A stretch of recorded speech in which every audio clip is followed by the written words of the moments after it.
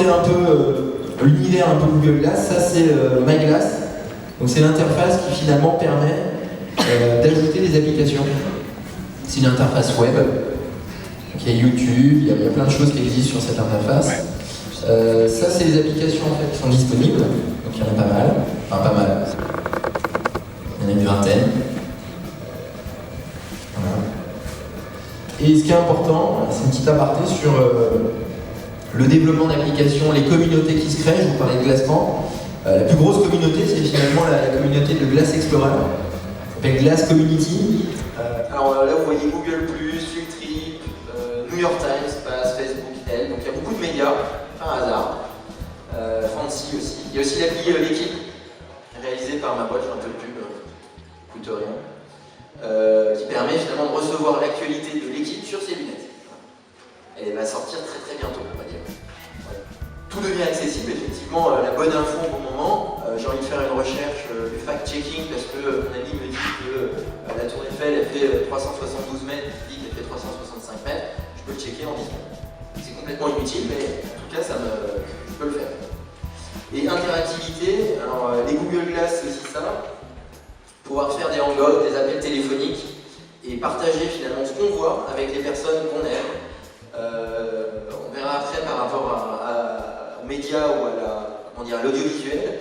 Il y a quand même un changement, c'est-à-dire que quand je filme avec les Google Glass, on ne me voit pas, on voit juste ce que je vois. On est vraiment dans l'instant présent. Donc là, vous voyez, finalement, l'ordinateur, on peut redescendre dans un historique d'une année. Le smartphone, on va dire jusqu'à un mois. Ah, on l'appelle, je ne sais pas qui c'est. Ouais, là, typiquement, on m'a appelé, j'ai raccroché et j'ai pas sorti mon portable. Ça m'a quasiment pas gêné.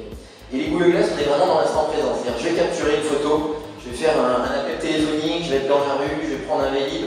Tout ça en vraiment un clin d'œil. Et effectivement, ça c'est possible aujourd'hui parce qu'on a une évolution aussi dans l'ère dans l'ère du contexte. Effectivement, quand on voit l'ordinateur, c'est plus le contenu qui est important. Le smartphone, on est dans l'usage, l'interaction. Et les glaces, on est vraiment dans le contexte. C'est-à-dire que où je suis, quelle date il est, c'est quoi mes préférences, quelle est la météo. En fait, l'interface est extrêmement limitée.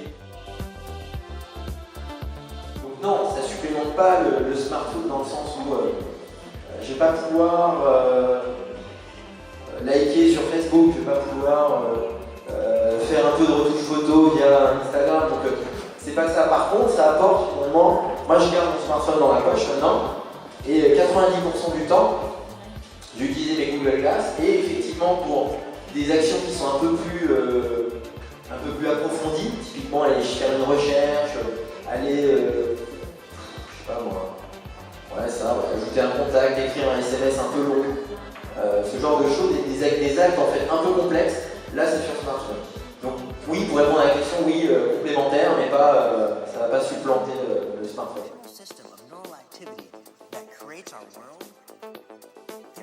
Initialement, on a créé ce mouvement donc avec un collègue qui travaille avec moi au sein de Niji, c'est un cabinet de conseil en stratégie numérique. Et l'objectif en fait c'est qu'on avait une paire de glaces, en l'occurrence on en a 5 paires de Google Glass en France. Il y en a une quinzaine en France, donc on en a pas une grosse partie. Et on s'est dit c'est quand même dommage de garder cette technologie rien que pour nous. Et on s'est dit on va faire en profiter à la communauté de développeurs, de designers, d'entrepreneurs qui trouvent des applications et qui développent des applications. Voilà. Ah oui, si j'entends à chaque fois que quelqu'un me mentionne sur Twitter, donc je verrai tous les tweets. Là, quelqu'un apparemment vient de me mentionner, c'est sympa. Et l'objectif donc c'est programmer, designer, avoir des idées pour produire des applications sur les Google Glass.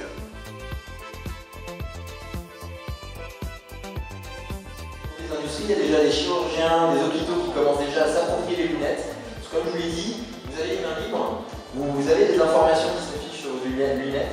Et dans tous les métiers, finalement, avoir les mains libres, c'est pertinent. Les Google Glass, ou même les lunettes connectées de manière générale, sont pertinents. En fait, les Google Glass aujourd'hui, le modèle qui est distribué est uniquement en anglais. Mais la paire que j'ai sur le nez est en français.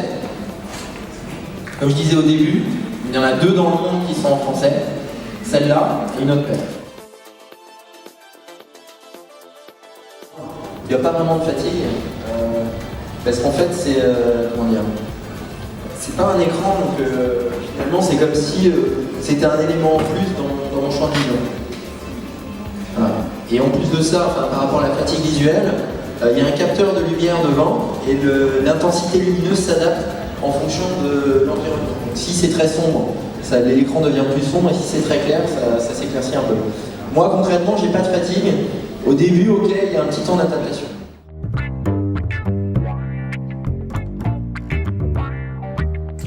Elles seront bientôt accessibles.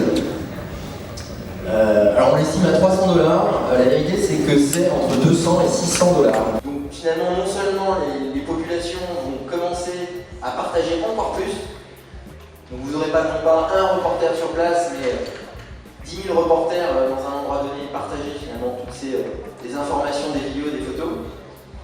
Et qu'en plus de ça, ils vont pouvoir eux aussi être avertis de toutes les informations.